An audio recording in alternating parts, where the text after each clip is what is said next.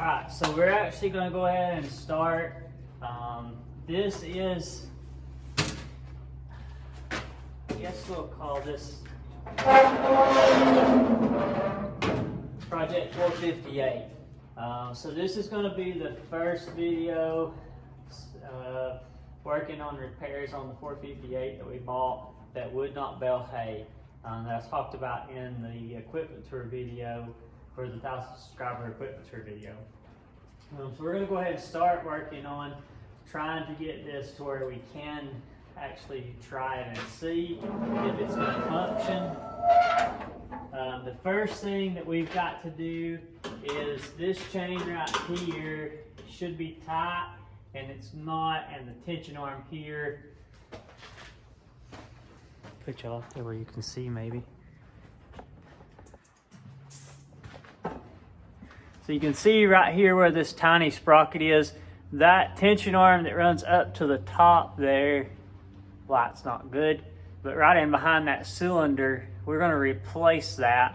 I bought a brand new one, got it in, so we're fixing to take that off there and get that fixed so you can tension the chain back. And then we'll have to check gearbox oil and that kind of stuff. So I know nothing about this baler, other than, like I said, the gentleman that sold it to us, he did sell it under the stipulation of it is a parts baler, or he sold it to us as a parts baler.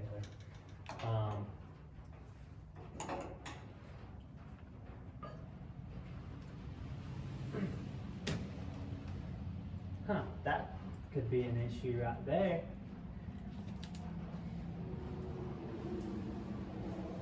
I'll show you that here in just a second, because that ain't right. That ain't right at all.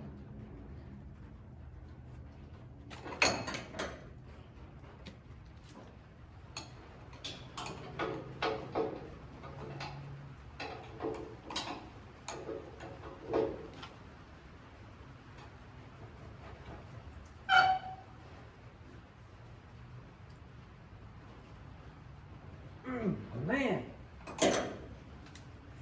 need an impact out here. It's all on the service truck.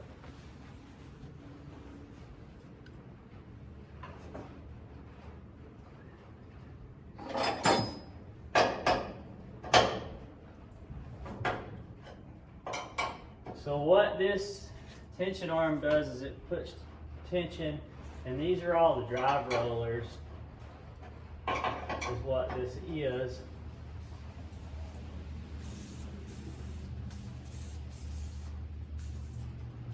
Gotta love BB Blaster. Why isn't the BB Blaster sprays better turned upside down than it does regularly?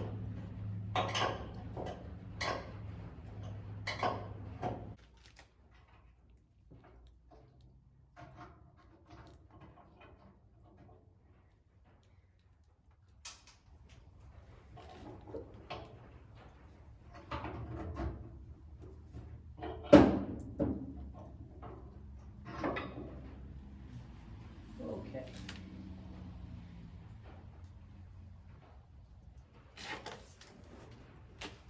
Let's open our new part up here. That way we can get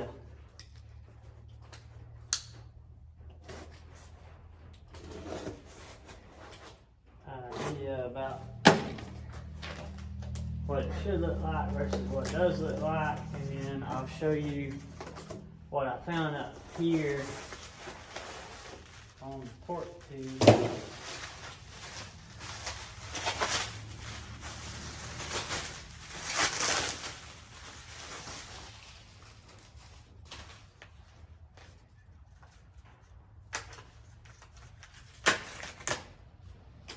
Alright, so here's our brand new arm. You look down that, you can see how straight that is.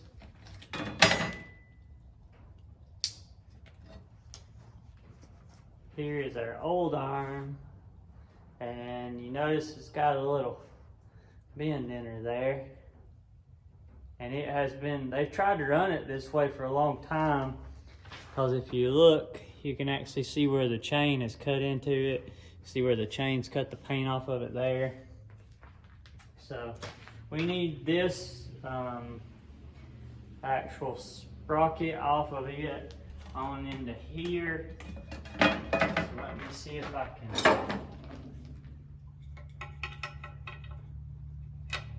get me a socket and break these guys loose right here. And then we'll change all that over and put all that back on. There we go.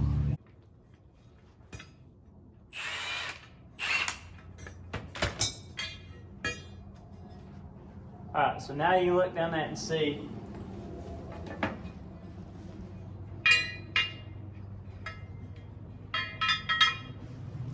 There's the two pieces. That's going to go like that. Means this should go like that right there.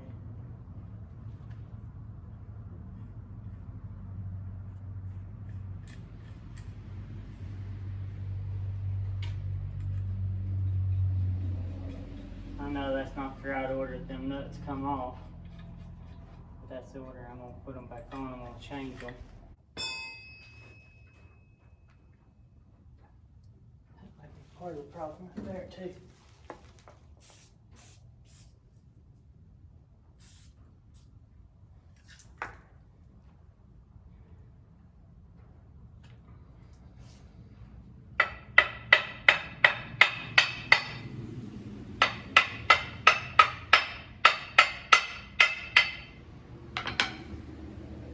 Sprocket will have to be replaced.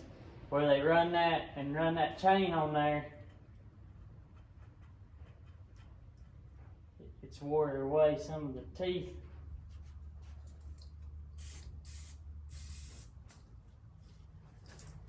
Maybe we can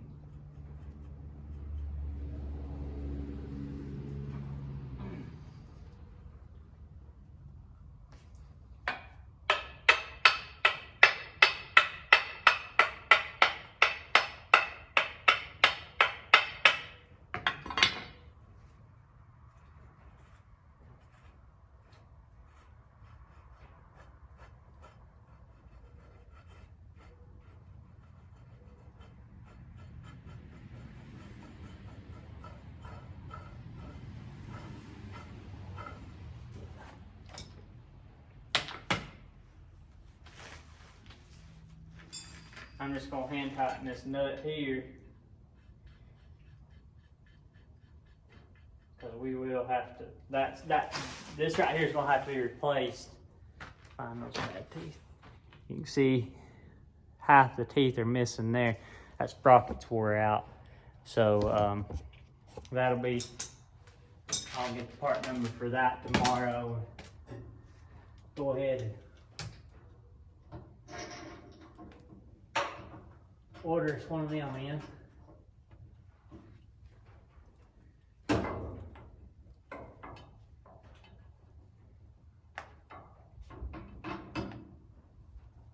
Chain's sharp up there.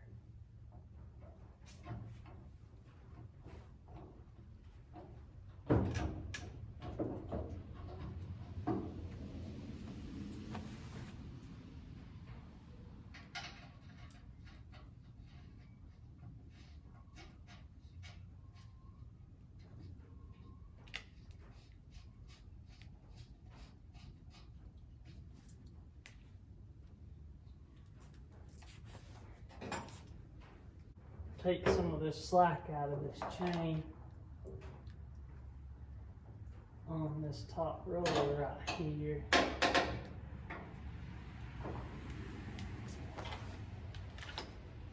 You can see that is entirely way too much. And I don't know. We're going to alright, let me show you what I figured out right here.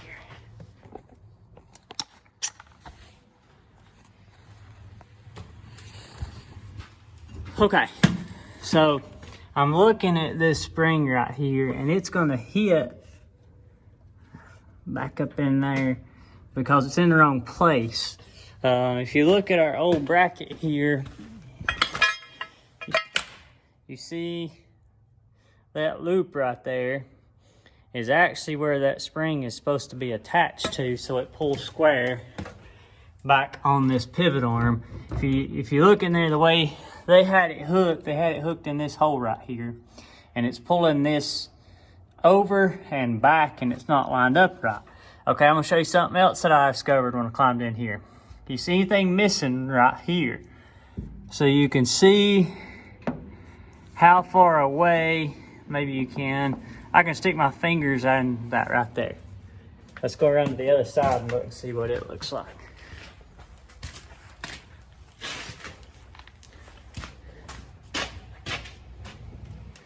We need a light.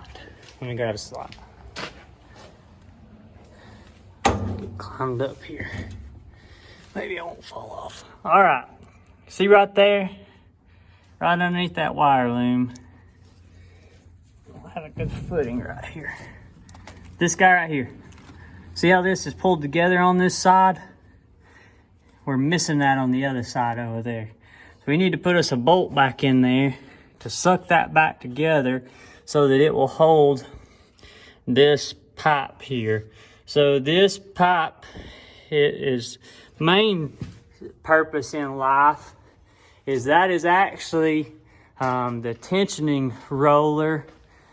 This guy here is, and this is actually what pivots the tensioning carriage inside the baler. There's 3 rollers in there on that, the belts loop up and down around. And as the bale increases in size, this is our pointer here for our indicator, and this will come down to the red here. So this is actually pivoting way too much on that side over there. So that might be part of the reason why this baler will not bale. I don't know, but I'm looking at stuff like that. So in this case here, by not knowing anything, everything you look at that looks suspicious or doesn't look exactly like what you're used to seeing in your head on the rollers that you're used to running, that's the kind of stuff that you're looking for. So any missing bolts or fasteners, anything that looks like it's rubbing or it's not in the correct location, that's the kind of stuff that we're looking for. Okay, we were told when we bought this baler that they had our local dealer, I'm going to refrain from using their name, to come out, and they sent a baler tech to work on this baler. I'm not bad-mouthing that dealership, and I am not saying that I'm a know-it-all at this, and I don't know it all. But when you grow up running something and that's all you know, sometimes you're better off than the people that work at the dealership. But that's what I see firsthand right there. So that's allowing this side of the tensioning here. You got, this is part of the tensioning system. So this is the tensioning spring on the actual belts up there. And it all works together. And then this here's the lift gate cylinder. But this here on this side is shoved too far forward, which has caused all of this on this side of the baler to be pushed too far forward and not far enough back, so it would cause everything on this side to be out. So what happened first? Did the bolt fall out here, or did this bend, or did this bend as a result of that bolt being missing there? Who knows? But we got to put a bolt back in there, and I'll have to find this one to go in there. Let me take this guy back down here, and I'll change it around, and then I'll turn you back on. Okay, so we got this spring all tensioned up here. This chain is literally wore slap dab out. It's so stretched, and I need to look. I got one master link right there, and I need to look and see if they've extended this chain or something. Look for another master in there. There's been a whopper of a blame rat snake in this baler, and I hope I don't find it, because if I do, I may just burn the baler to the ground. I don't do snakes. There's 2 questions, or a mild argument, that me and the good Lord and Noah are going to have whenever I get to heaven, and it's going to be, Why didn't Noah disobey the good Lord and leave the snakes and the mosquitoes off the ark? Because I ain't found a good use for either one of the two of them. But that's another discussion for another day. Looking right here at this tension arm. See right here on the inside of that guy, right there at the tip of my flashlight where them scars are? That is because that guy is coming over there whenever this baler loads up and it pushes that too far forward. Okay, so that tells me that they've been trying to run this baler that way and nobody has caught that. You can look at that bolt hole there and tell that that's been like that for a while. Look down the tube, make sure the tube ain't cracked. These John Deere's they'll crack this end off and break this tube. And I have my own suspicion on what causes that. And what I think actually causes that is when guys crank the pressure up on these balers, and they're just putting too much pressure on that in there and it breaks that tube. But that's another day for another dollar. One thing I want to do too while we're here is I want to go ahead and clean this out. Right here is where we check our gearbox level for our gearbox oil. And I want to see what kind of condition that is in. So let me move my tripod around here and let you watch me do this. Find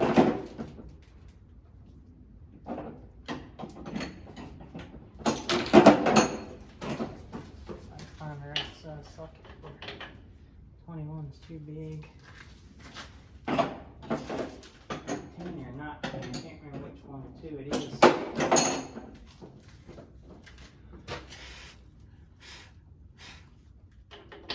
Not 10.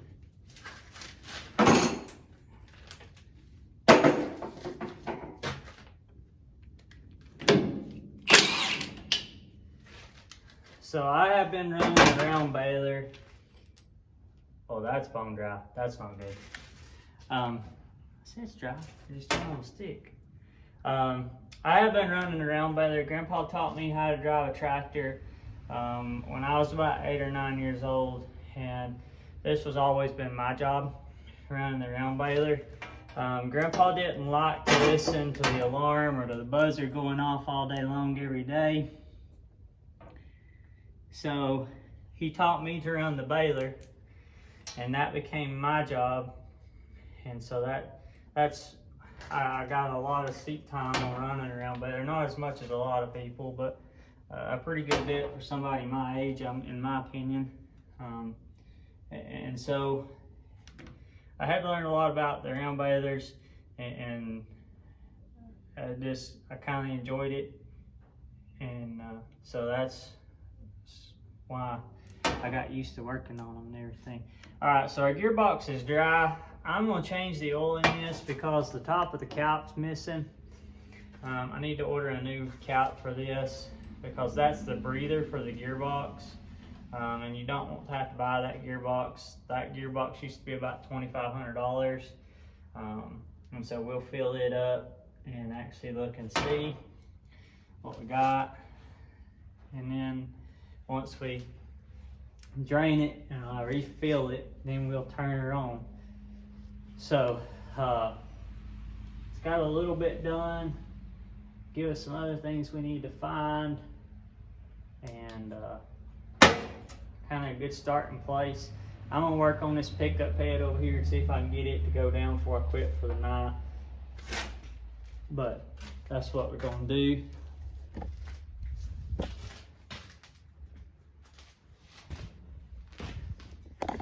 Before we quit for the night, if you want to be sure you don't miss out anything on this series here, I'll probably do this about like I did the spray coop series whenever I first started.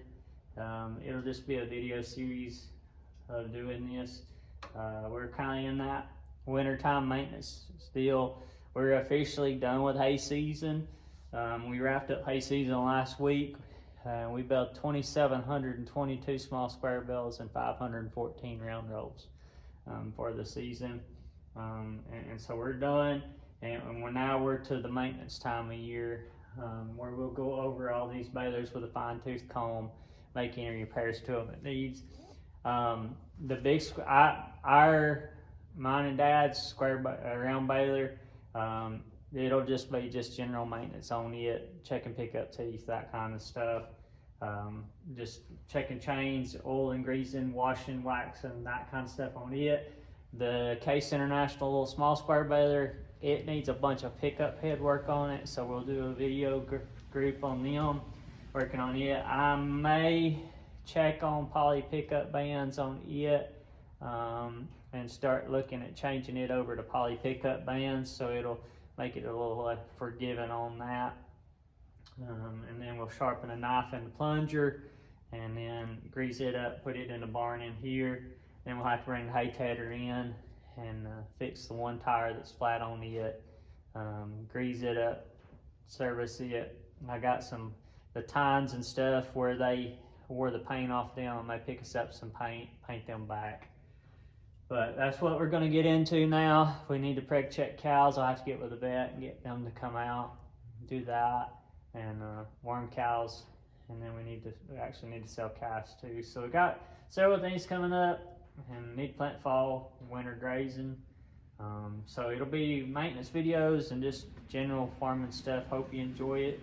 If you'd like to subscribe to our channel, help us grow our channel. We'd love to have you as a subscriber, and we'll catch you in the next video. Thank you.